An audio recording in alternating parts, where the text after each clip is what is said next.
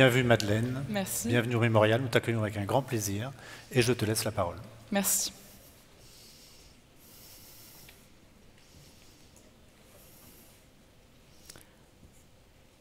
Mesdames, Messieurs les jurys, Mesdames, Messieurs, j'accuse.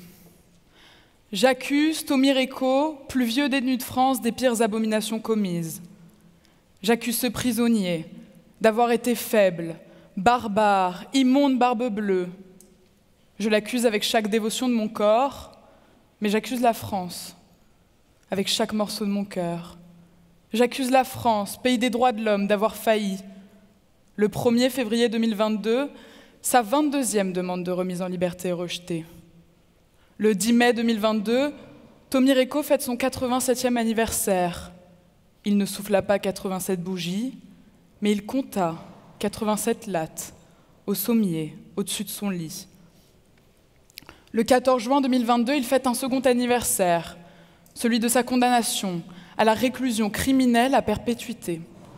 L'année est alors morcelée des anniversaires de ses demandes de liberté conditionnelle successives. L'année est marquée d'échecs. L'année n'est qu'espoir d'une bataille juridique sans fin qui, nous le savons, les soufflera. Je le dis haut et fort, et je n'ai pas honte de le dire. La République a échoué. Elle a échoué lorsqu'elle a laissé tomber ce gamin devant les portes de l'école. Elle a échoué lorsqu'elle a abandonné ce jeune homme aux mains de la délinquance. Et elle échoue toujours, peut-être plus gravement, lorsqu'elle abandonne ce vieillard entre les 4 murs d'une cellule, coincé entre les barreaux froids sans âme d'une pièce de 9 mètres carrés, qui vous empêche de sortir, de penser, de vivre. Voilà alors presque 40 années que Tommy Recot arpente chacune des briques de sa cellule, qu'il compte les carreaux du plafond, qu'il essouffle sa vie. Et lorsque nos textes fondateurs disposent que nul ne sera soumis à la torture, ni à des peines ou traitements cruels, inhumains ou dégradants, nous nous contentons d'interpréter les mots, de croire à la justesse de nos actions, de ne jamais nous remettre en question. Pourtant, nos prisons françaises craquent, insalubrité, surpopulation, augmentation de la violence, et au milieu de tout ça, un homme, que dis-je, un vieillard attendant la mort depuis 40 ans. La vie des détenus ne dépend que de ce pendule qui oscille entre l'espoir et le désespoir. La Cour européenne des droits de l'homme ne sait se positionner, alternant entre la barbarie de la perpétuité et condamnant aussi pour celle-ci. Pourtant, en 2013, elle souligne, dans un arrêt de la Grande Chambre, l'arrêt 20 heures et autres contre le Royaume-Uni, la cruauté des peines d'exclusion qui n'envisagent ni espoir de libération, ni même rédemption morale. C'est l'espoir. De nouvelles perspectives pour les peines longues sont envisagées. Le 1er février 2022, sa 22e demande de remise en liberté est rejetée. Après 22 demandes, il n'y a plus d'espoir. La France se soucie en réalité peu de cet arrêt de la Cour européenne des droits de l'homme. La perpétuité est au simple revers de la peine de mort. Cessons alors d'être fiers que la marche vers l'échafaud dure toute une vie. Législateurs français, de tout mon cœur, je vous en remercie. Lorsque Robert Badinter prononce cette phrase devant les foules hargneuses de l'Assemblée nationale, il ne substitue pas une peine à une autre. Non, il a un projet plus grand, plus beau. Il n'invite pas à torturer les prisonniers en leur arrachant chacun des moments de leur vie. Il ne souhaite pas faire des pères, des frères, des fils de simples enchaînés. Pourtant, les années passent, la perpétuité s'alourdit, parce que lorsque l'homme est vengeur, la loi du talion modernisée reprend le dessus. La violence de cette mise à mort lente est telle que les prisonniers préfèrent parfois la mort rapide face à la souffrance d'instants gâchés. En 2006, 10 condamnés à la perpétuité ont tenté de rendre compte de leur sort d'enterrés vivants. Les hommes emprisonnés deviennent alors peu à peu les oubliés d'une peine de mort blanche. Ils perdent leur visage jusqu'à leur prénom pour ne devenir qu'une rayure sur un registre après avoir succombé à leurs maux. Je me pose alors une question, mesdames et messieurs. Applaudirons-nous la justice française quand Tommy Recot décédera en prison?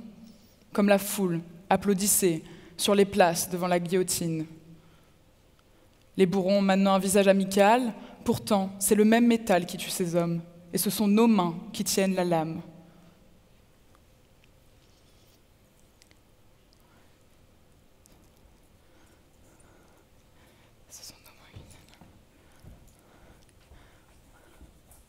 Je ne vous raconterai pas la jeunesse difficile de cet enfant qui commence à travailler entre les filets de pêche à l'âge de 13 ans. Je ne vous raconterai pas non plus que la légende locale veut qu'une malédiction se soit abattue sur la famille Réco, après que le père eut confectionné un berceau en carapace de tortue, et que 7 des 11 enfants ont connu un destin tragique. Je ne vous raconterai pas non plus l'horreur de ces crimes. Je ne prononce alors pas un mot sur l'immense violence. Je ne mets pas un mot sur l'indicible. Comment dire ce que l'on peut à peine imaginer? Pourtant, je peux vous raconter une chose, peut-être la seule chose de cet homme. C'est ce regard océan. 2 yeux perçants. Regardez alors une photo et ne vous pourrez voir que l'homme. Oubliez le détenu, le cruel, car c'est pour ce genre de regard que l'on se bat. Parce que derrière le masque du criminel, il y a le malade, l'homme de 87 ans. Au-delà du fait de le laisser à des traitements inhumains et dégradants, la justice refuse son devoir d'humanité. Elle-même devient barbare. Ne manque-t-elle pas son but de réhabiliter? N'oublie-t-elle pas sa promesse d'excuser? Ne fait-elle pas ce retour dans le passé? Notre belle justice française, mesdames et messieurs, n'est pas à la portée de la haine et de la violence de ces cruels tueurs. Elle ne rend pas justice avec le goût du sang épongé sur le parquet. Elle ne rend pas justice en vengeant les souffrances des familles, des victimes. Elle ne rend pas justice en accord avec l'opinion publique. Elle punit, elle condamne, et pourtant, elle redonne une chance. À 87 ans, il est peu probable que Tommy Réco pense un futur, qu'il retrouve une vocation, qu'il redevienne un engrenage dans ce mécanisme de la société. Il est trop tard pour lui. Les secondes s'allongent, les minutes défilent, et pourtant, la vie raccourcit. Mais il ne l'est pas trop tard. Pour David, pour Monique, pour Abdallah, pour Michel, pour tous ces hommes et toutes ces femmes, pour éviter qu'ils ne deviennent qu'une rayure sur un registre, des prénoms sans visage et des cellules fermées pour toujours. Laissons alors à l'homme à qui le temps a ôté la vie sentir une dernière fois la déchirure du vent sur son visage, entendre une dernière fois la houle qui s'élance perpétuellement sur la plage et voir une dernière fois la mer depuis cette petite île, la Corse qu'il appelle encore maison. Et nous n'oublierons pas, il s'appelait Tommy Réco.